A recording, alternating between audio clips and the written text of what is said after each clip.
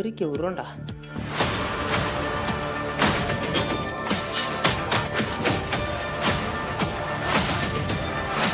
இதுதான் சொன்னேன், ஒரு பெரிய ஸ்லோ மோஷன் ஆக்ஷன் சீக்வன்ஸ். ரொம்ப சிம்பிளா. போய மூடு.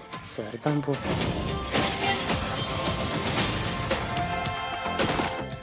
என்ன கடா ஜாலியா இருக்கா? மரியாதையா கீழே இறங்கு.